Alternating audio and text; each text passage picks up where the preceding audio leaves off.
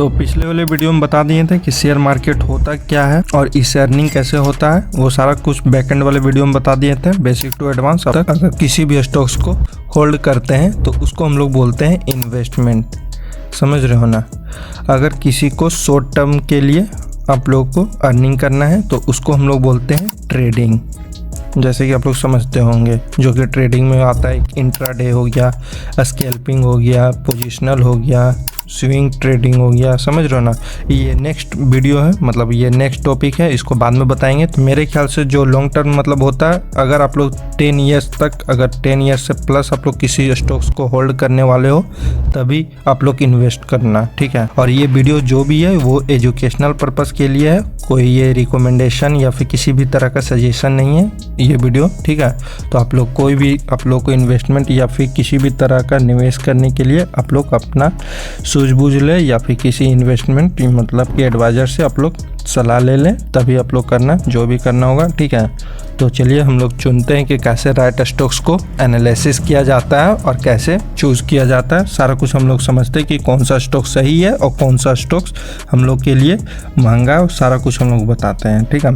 तो जैसे कि आप लोग जानते होंगे कि अगर हम लोग किसी सब्जी मार्केट में जाते हैं तो सबसे पहले देखते हैं कौन सा सब्जी सही है या फिर कौन सा सब्जी महंगा है, वो सारा कुछ हम लोग चेक करते हैं, कहाँ पे सस्ता मिल रहा है या फिर कहाँ पे महंगा मिल रहा है। ठीक उसी तरह स्टॉक्स को भी चूज़ किया जाता है, बट ये स्टॉक्स मार्केट है और वो एक सब्जी मार्केट है। सबसे पहले आप लोग को याद रहे कि सबसे पहले आप लोग कोई भी स्टॉक्स चूज़ करोगे तो सबसे पहले आप लोग देखना कौन सा सेक्टर से वो बिहेव करता है, ठीक है।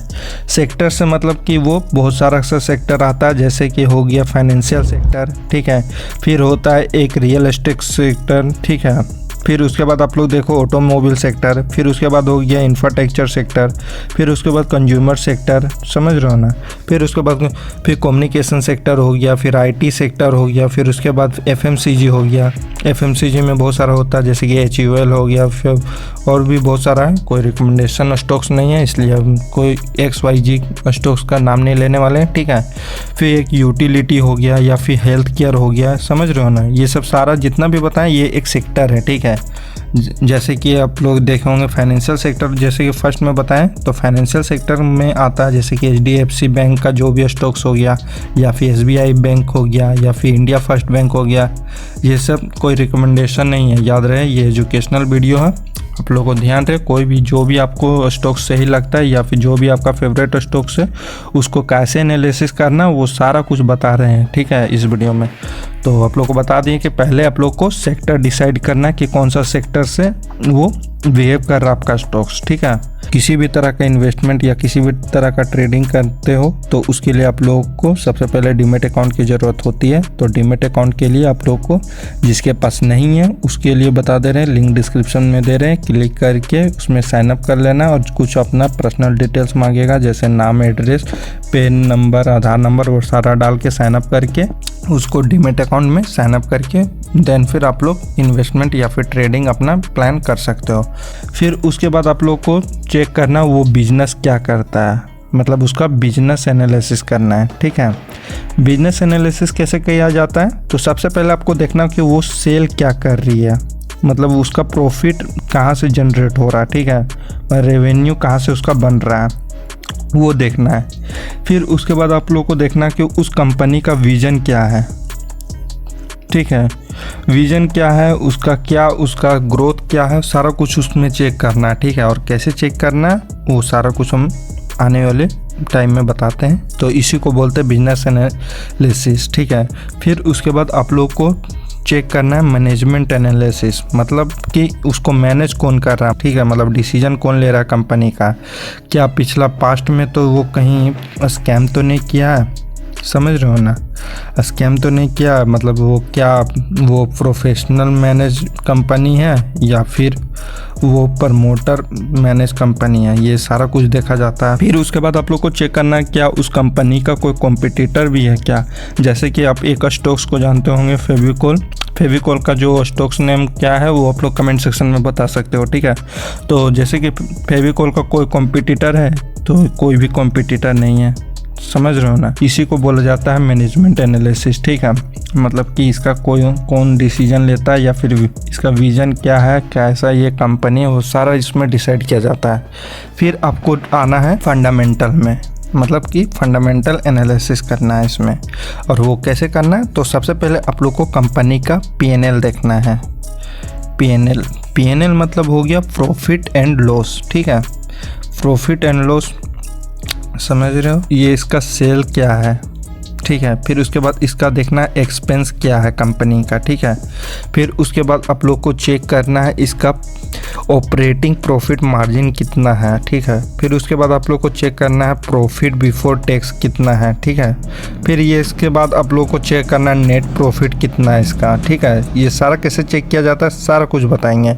फिर उसके बाद आप लोग को चेक करना है बैलेंस शीट कंपनी का, समझ रहे हो ना, बैलेंस शीट कंपनी का चेक करना है। और उसको चेक करने के लिए एक आता है, एक एसेट वाला साइड आता है, एक इसका आता है लायबिलिटीज़ वाला साइड। ठीक है, एसेट वाला साइड में इसमें आता है एक, इसमें पहले आपको चेक करना है शेयर कैपिटल एसेट वाला पार्ट में। ठीक है, पहले शेयर कैपिटल चेक करना है, फिर उसके बाद आप लोग को इसका रेवेन्यू चेक करना है, फिर उसके बाद इसका बोरो चेक करना है। समझ रहे हो ना, बोरो भी इसमें दो तरह का आता है, जैसे कि एक होता है लॉन्ग टर्म और एक होता है शॉर्ट टर्म। और कैसे चेक किया जाता है वो सारा बताने वाले हैं। तो फिर उसके बाद आप लोग को अब इसमें आना है लायबिलिटीज़ वाले पार्ट में। ठीक है, लायबिलिटीज़ वाला पार्ट में तो इसमें आप लोग को पहले चेक करना कैपिटल वर्क इन प्रोसेस इसका क्या है, इसको शॉर्ट में बोलते हैं CWIP। ठीक है, फिर उसके बाद इसका इन्वेस्टमेंट देखना है, फिर इसका अदर एसेट देखना है। ठीक है, इस सारा कैसे चेक करना सब बताएंगे। फिर उसके बाद आप लोग को इसका कैश फ्लो देखना है। ठीक है, कैश फ्लो कैसे चेक किया जाता है, कैश फ्लो चेक करने के लिए आपको पहले cash from operating activity check करना है। ठीक है, फिर उसके बाद आप लोग को चेक करना है कैश फ्रॉम इसका फाइनेंशियल एक्टिविटी, फिर उसके बाद इसमें चेक करना है कैश फ्रॉम इसमें इन्वेस्टमेंट एक्टिविटी। ठीक है, ये कैसे चेक करना है सारा कुछ बताएंगे। फिर उसके बाद आप लोग को चेक करना है इसका क्वार्टरली रिजल्ट, मतलब कि क्या इसका कंपनी का ग्रोथ है क्वार्टरली। ठीक है, सारा कुछ चेक करना है। फिर उसके बाद आप लोग को चेक करना है शेयर होल्डर पार्टनर। ठीक है, मतलब कि इसका पार्टनर कौन कौन है। ठीक है, शेयर होल्डर पार्टनर, इसमें आप लोग को सबसे पहले देखना प्रमोटर कौन है, पब्लिक कितना इसमें इन्वेस्ट किया, सारा कुछ इसमें दिखा देगा। ठीक है, शेयर होल्डर पैटर्न में।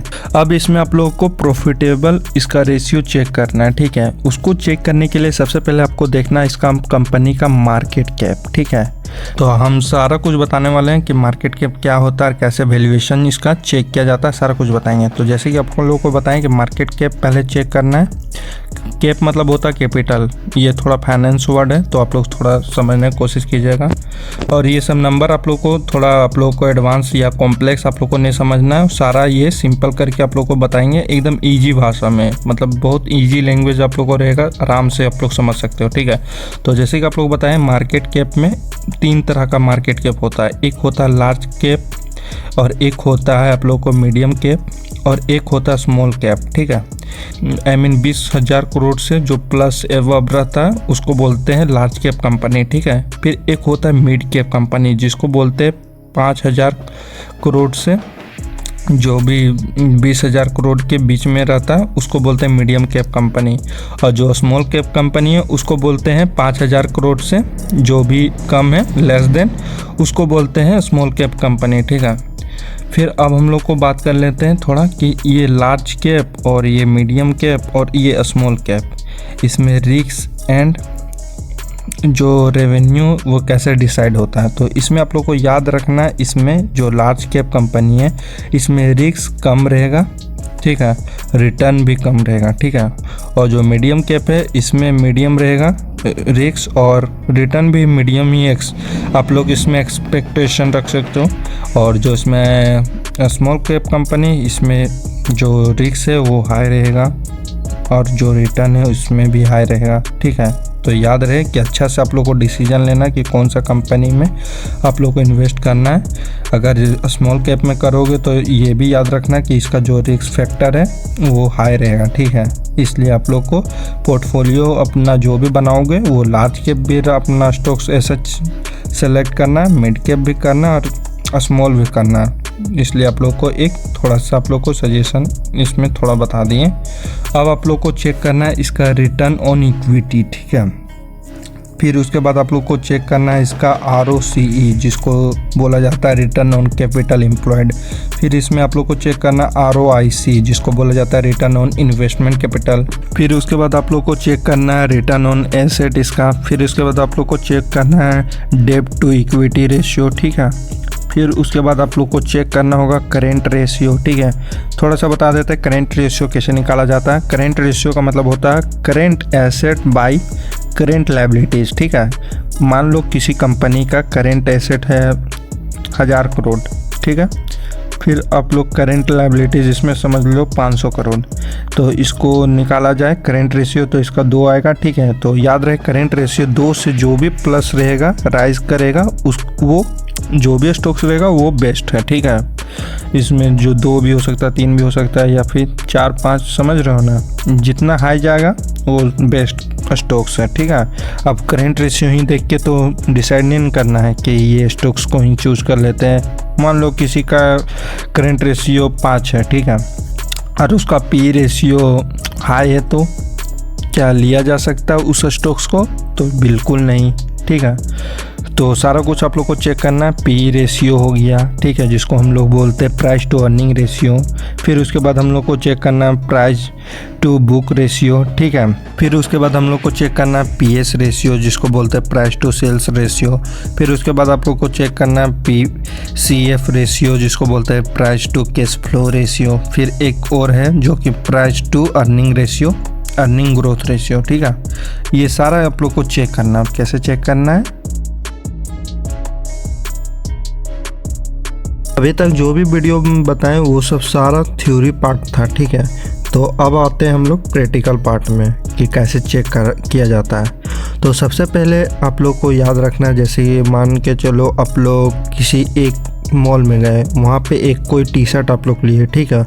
टी-शर्ट लिए तो वहाँ पे आप लोग को मान के चलो वहाँ पे कोई 2000 का टी-शर्ट है, और वही एक लोकल कोई शॉप से आप लोग टी-शर्ट लिए, ठीक है। वहाँ पे आप लोग को ज़्यादा नहीं 1000 रुपये का टी-शर्ट मिला। तो सबसे पहले आप लोग को देखना है कि कहाँ पे महंगा दे रहा है और कहाँ सस्ता दे रहा है। तो आप लोग कहाँ पे चुनोगे? तो ये चुनोगे सस्ता वाले, ठीक है, क्योंकि इसमें आपको 1000 रुपीज़ ही लग रहा है एक टी-शर्ट का। तो ठीक उसी तरह ही आप लोग को कोई भी स्टॉक्स में आप लोग को देखना है इन्वेस्टमेंट आपका कम रहना चाहिए, रिटर्न आप लोग को ज़्यादा रहना चाहिए। तो उसके लिए आप लोग कैसे चूज़ करोगे? उसके लिए आप लोग को पहले चेक करना होगा इंट्रिंसिक वैल्यू, ठीक है। इंट्रिंसिक वैल्यू कैसे चेक किया जाता है? तो उसके लिए आप लोग को सबसे पहले आप लोग को शेयर प्राइस देखना होगा, मतलब जो भी स्टॉक्स को आप लोग सेलेक्ट करने वाले हो उसका आप लोग को शेयर प्राइस आप लोग को चेक करना है कि उस शेयर प्राइस कितना चल रहा है। तो सबसे पहले एक एग्जांपल लेते हैं। एग्जांपल में जैसे कि टाटा स्टील को लेते हैं, ठीक है। कोई रिकमेंडेशन नहीं है, ये एजुकेशनल पर्पस के लिए वीडियो, ठीक है। तो जैसे कि टाटा स्टील का अभी जो करेंटली 2023 नवंबर में जो चल रहा है वो 125 चल रहा है शेयर का जो प्राइस है, ठीक है। अब जो इसका जो शेयर का प्राइस है उसको आप लोग इंट्रिंसिक वैल्यू से आप लोग को इसको कंपेयर करना है। तो आप लोग को गूगल में सर्च करना है इंट्रिंसिक वैल्यू टाटा स्टील का, ठीक है। तो जैसे कि आप लोग देख सकते हैं स्क्रीन में, ये एक शेयर है जो कि टाटा स्टील है, जो 125 इसका शेयर प्राइस है, और इसका इंट्रिंसिक वैल्यू देखा जाए तो 249.40 पैसा है, ठीक है। तो यहाँ पे देख सकते हैं ये जो इंट्रिंसिक वैल्यू है वो ये जो इसका प्राइस है, मतलब टाटा स्टील का जो शेयर प्राइस है वो कम है, ठीक है, इंट्रिंसिक वैल्यू से। मतलब ये इंट्रिंसिक वैल्यू ये सही है, मतलब कि ये शेयर प्राइस कम है इंट्रिंसिक वैल्यू से, तो ये आपके लिए शेयर सही है, ठीक है। अब हम लोग को चेक करना है इसका पी रेशियो, ठीक है। अब वो कैसे चेक किया जाता है तो सबसे पहले उसको समझते हैं। अब हम लोग बात करेंगे पी रेशियो क्यों निकाला जाता है, ठीक है। तो सबसे पहले हम लोग समझते हैं निकाला क्यों जाता है। तो इसको आप लोग समझने के लिए समझो, आप लोग जैसे कि कंपनी में कितने रुपये लगाने से 1 रुपया आप लोग कमाओगे, ठीक है, ये होता है, ठीक है। तो इसको कैसे निकाला जाता है तो उसको समझते हैं। तो पी रेशियो निकालने के लिए सबसे पहले आप लोगों को EPS निकालना होगा। EPS मतलब होता है अर्निंग पर शेयर।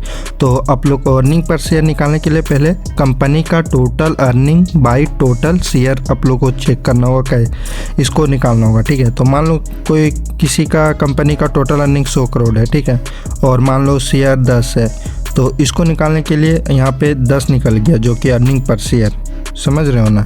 तो 10 है, तो इसको पहले अब पीई में आपको आना होगा, जो कि पीई निकालने के लिए सबसे पहले आपको करेंट मार्केट का जो प्राइस है, जो भी स्टॉक्स आप लोग को चूज़ करोगे उसका जो मार्केट प्राइस है उसको ईपीएस से आप लोग को डिवाइड कर देना है। जैसे मान के चलो कोई भी शेयर है, उसका जो प्राइस है करंट मार्केट का जो प्राइस है वो 500 है, ठीक है, और उसका जो ईपीएस है वो निकला 10, ठीक है, तो इसका कितना आ जाएगा 50, जो कि पी रेशियो 50 है। तो आप लोग को ध्यान रखें, जो एक सही जो होता है वो 1 से जो नीचे रहा पी रेशियो वो बेस्ट स्टॉक होता है, ठीक है, मतलब जितना भी 1 से नीचे रहा तो वो बेस्ट हम लोग मानते हैं। अब हम लोग बात करते हैं पीबी रेशियो। तो पीबी रेशियो निकालने से पहले आप लोग को बुक वैल्यू समझना होगा, ठीक है, ये होता क्या है, इसी से रिलेटेड है। तो बुक वैल्यू पहले आप लोग समझो ये होता क्या है। तो बुक वैल्यू मतलब होता है अगर कोई कंपनी बंद हो जाए आज के डेट में तो वो एक शेयर के बदले कितना रुपया आपको मिलेगा, ठीक है। तो जैसे कि आप लोग देख सकते हो जो HUL है, मतलब हिंदुस्तान लीवर का जो शेयर प्राइस है, इसमें आप लोग देख सकते हैं यहाँ पे बुक वैल्यू जो कि ये 214.35 पैसा है, ठीक है। तो अगर आप लोग को ये एक शेयर ये अगर हिंदुस्तान बंद हो गया तो यहाँ पे आप लोग को 214.35 पैसा मिलेगा अगर एक शेयर के बदले, ठीक है। तो अब इसको पीबी रेशियो निकाला कैसे जाता है वो हम लोग समझते हैं। तो उसको निकालने के लिए सबसे पहले आप लोग को जो अभी करंट प्राइस है, ठीक है, जैसे कि करंट प्राइस है 2528.50, ठीक है, उसको डिवाइड करना है बुक वैल्यू से, ठीक है, तो निकलेगा 11.80 पैसा, ठीक है। तो यही है पीबी रेशियो। तो इसमें भी आप लोग ध्यान रखना जितना ये लो रहे उतना ये बेस्ट होता है, ठीक है। तो चलिए अब नेक्स्ट हम लोग बात करते हैं मार्केट कैप, ठीक है, जो कि कैप का मतलब आप लोग बताए थे कैपिटल, जो कि ये फाइनेंस वर्ड है, थोड़ा आप लोग समझिएगा। तो मार्केट कैप आप लोग को सिखाते कि ये होता क्या है। तो जैसे कि हिंदुस्तान लीवर में आप लोग देख सकते हैं जो मार्केट कैप है यहाँ पे तो 5,94,317 करोड़ रुपया, मतलब कि यहाँ पे आप लोग देख सकते हो ये लार्ज कैप कंपनी है, मतलब लार्ज कैपिटल वाला कंपनी है। जैसे कि हिंदुस्तान लीवर में आप लोग देख सकते हैं यहाँ पे अगर आप लोग पूरा शेयर इसका लेना चाहोगे तो आप लोग को इतना रुपया पे करना होगा, ठीक है, तभी आप लोग पे कर पाओगे, इसी को बोलते हैं मार्केट कैप। तो अब हम लोग समझते हैं डेब्ट टू इक्विटी रेशियो, ठीक है। तो डेब्ट टू इक्विटी रेशियो समझने के लिए सबसे पहले आप लोग को समझना होगा जैसे कोई कंपनी है और वो कंपनी किसी से वो पैसा लिया तो उसके बदले उसे शेयर देना होता है, या तो किसी से लोन लिया तो उसके बदले कोई X% मतलब इंटरेस्ट रेट पे करना होता है, ठीक है। तो जैसे कि आप लोग देख सकते हैं डेब्ट टू इक्विटी रेशियो में यहाँ पे 0.3 बता रहा है, ठीक है, मतलब कि 1 रुपया पे इसे 3 पैसा का इंटरेस्ट रेट पे करना होगा। जो कि मान लो जैसे आप लोग समझो जैसे कि मेरे पास कोई कंपनी है, वो कंपनी 1000 करोड़ रुपया मेरे पास करेंटली आता है हर मंथ, ठीक है, और हम किसी से लिए लोन जो कि 100 करोड़ रुपया लोन लिए हैं, तो उसको हम क्या करेंगे, मेरा देने का क्षमता है, मतलब कि हम उसको रीपे कर सकते हैं। तो यही चीज़ है डेब्ट टू इक्विटी रेशियो। तो अगर जितना कम रहे उतना अच्छा रहता है डेब्ट टू इक्विटी रेशियो, ठीक है। तो अब हम लोग बात कर लेते हैं शेयर होल्डर पैटर्न के बारे में, ठीक है। जैसे कि यहाँ पे देख सकते हो आप लोग, जैसे प्रमोटर का यहाँ पे परसेंट दिख रहा है, फॉरेन का यहाँ पे दिख रहा है, रिटेलर का दिख रहा है, डोमेस्टिक का दिख रहा है, म्यूचुअल फंड का दिख रहा है। म्यूचुअल फंड मतलब आप लोग जानते होंगे जो AMC मैनेज करता है, ठीक है। तो यहाँ पे आप लोग देख सकते हो जैसे जितना ज़्यादा परसेंट रहेगा वो बेस्ट स्टॉक्स रहता है, क्योंकि इन लोग का यही काम ही रहता है कि इन लोग अच्छा से इन लोग रिसर्च करता है तभी इन लोग पैसा इन्वेस्ट करता है। तो देखिएगा जितना ज़्यादा परसेंट रहेगा उतना अच्छा रहेगा, ठीक है। तो यहाँ पे शेयर पैटर्न में आप लोग देख सकते हो कोई कितना लोग यहाँ पे इन्वेस्ट किए हैं इस स्टॉक्स में, ठीक है। तो इसको भी देख के आप लोग इन्वेस्ट कर सकते हो। तो यहाँ पे आप लोग देख सकते हो हिंदुस्तान लीवर का जो भी प्रॉफिट है, मतलब कि जो भी इसका PNL है, यहाँ पे आप लोग देख सकते हो यहाँ पे प्रॉफिट रेवेन्यू यहाँ पे दिख रहा है, ठीक है, जो कि सितंबर का ही है 22 सितंबर तक, ये है फिर 22 दिसंबर तक, ये फिर है 23 मार्च का, मतलब 2023 का मार्च है, ये 2023 का जून है, 2023 का सितंबर तक का यहाँ पे रिजल्ट दिख रहा है, ठीक है। फिर उसके बाद प्रॉफिट में आप लोग जाओगे तो प्रॉफिट यहाँ पे दिख रहा है एक्सपेंस आप लोग को माइनस करके, ठीक है। फिर उसके बाद आप लोग को कंपनी का वैल्यूएशन दिख जाएगा यहाँ पे पर ईयर, ठीक है, यहाँ पे देख सकते हो। फिर यहाँ पे आप लोग को बोले थे न्यूज़ देख लेने, आप लोग मनी कंट्रोल में भी देख सकते हो, लाइव मिंट में भी जाके देख सकते हो, इकोनॉमिक्स टाइम में भी देख सकते हो, ठीक है। ये सब वेबसाइट का नाम है, आप लोग को जाके यहाँ पे देख सकते हो किसी भी स्टॉक्स का आप लोग कैसे रिसर्च करना, वहाँ पे जाके देख सकते हो कि क्या मार्केट में न्यूज़ आ रहा है ये सब का। फिर नीचे यहाँ पे आप लोग देखोगे तो इसका जो भी MD CEO है हिंदुस्तान लीवर का, जो कि रोहित जावा है मिस्टर, तो यहाँ पे आप लोग देख सकते हो कि इसका क्या डिसीजन मेकिंग पावर है, ये सारा देख सकते हो, जो कि ये NSE से रिलेटेड है, मतलब NSE में लिस्टेड है हिंदुस्तान लीवर। फिर यहाँ पे आप लोग देख सकते हो सारा कुछ, यहाँ पे आप लोग न्यूज देख लेना, ठीक है। उसके हिसाब से आप लोग जब चेक कर लोगे जितना बताएं उतना, तब फिर आप लोग सोचना कि यह शेयर सही है, ठीक है। तो याद रखें ये सब जितने भी पॉइंट आप लोग को बताएं। अगर चैनल में नए होंगे तो चैनल को सब्सक्राइब कर सकते हो। अगर डीमेट अकाउंट नहीं होगा तो कुछ अच्छे डीमेट अकाउंट का जो लिंक होगा वो डिस्क्रिप्शन में दे देंगे, आप लोग चाहो तो वहाँ पे जाके खुलवा लेना। और अपने फ्रेंड सर्कल में आप लोग चाहो तो वीडियो को शेयर कर सकते हो। तो मिलते हैं नेक्स्ट वैल्यूएबल वीडियो को लेकर।